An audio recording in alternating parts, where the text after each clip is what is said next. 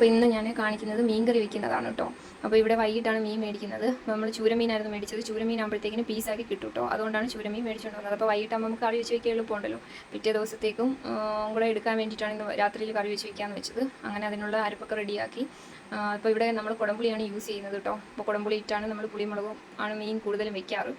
അങ്ങനെ അതിലേക്ക് തിളച്ചപ്പോഴത്തേക്കിനും മീനൊക്കെ ഇട്ട് എല്ലാം റെഡിയാക്കി. അങ്ങനെ മീൻ വെന്ത് കുറച്ച് കറിവേപ്പിലയും കൂടെ തൂകാമെന്ന് വെച്ചു ലാസ്റ്റ് ആകുമ്പോഴത്തേക്കിനും. അപ്പം മൂടി വെച്ചിട്ട് പിന്നെ തുറക്കുമ്പോൾ നല്ലൊരു മണമല്ലേ.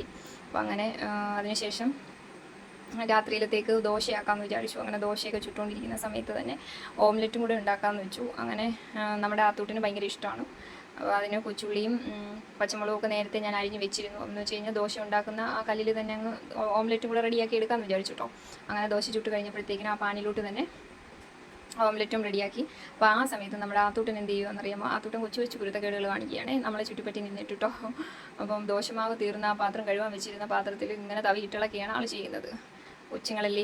അപ്പോൾ ഇതാണ് നമ്മുടെ ഓംലെറ്റ്. അപ്പോൾ ഇത് തിരിച്ചിടാമെന്ന് തിരിച്ചിട്ടപ്പോഴത്തേക്കിനും ഈ ഒരു കോലത്തിലായിപ്പോയി. കാര്യം എന്താണെന്നറിയാമ്പോൾ നമ്മുടെ ഒക്കത്തിരിക്കുന്ന ഒരാളുണ്ടല്ലോ.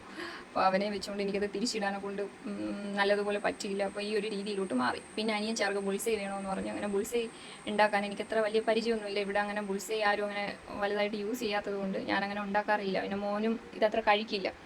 അങ്ങനെ അറിയാവുന്ന രീതിയിലൊക്കെ ബുൾസൈ ഉണ്ടാക്കി കൊടുക്കാമെന്നൊക്കെ പറഞ്ഞ് അങ്ങനെ അതുകൊണ്ട് നമ്മുടെ ബുൾസൈയാണ് മത്തങ്ങ പരുവത്തിലിരിക്കുന്നത്. അപ്പോൾ നമ്മുടെ മത്തങ്ങ ബുൾസൈ ഉണ്ടാക്കിക്കൊണ്ടിരുന്നപ്പോൾ അനിയൻ പറയല്ലേ ഇത് തിരിച്ചും കൂടെ ഞാൻ മറിച്ചിടണമെന്ന്. അപ്പോൾ ഞാൻ എന്ത് ചെയ്ത് ഞാൻ പറഞ്ഞതല്ലേ എന്ന് വിചാരിച്ച് അത് മറിച്ചും കൂടെ ഇട്ടു കേട്ടോ.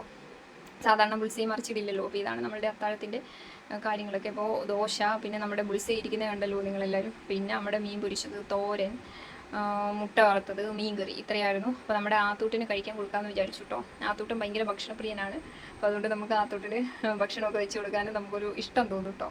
അങ്ങനെ ദോശയും മുട്ടയും മീൻ കറിയും ബീട്രൂട്ട് തോരനും മീൻ പൊരിച്ചതും കൂടെ കൂട്ടി നമ്മുടെ ആത്തൂട്ടൻ ഒരു പിടി അങ്ങ് പിടിക്കുകയാണ് കേട്ടോ ഇരുന്ന്.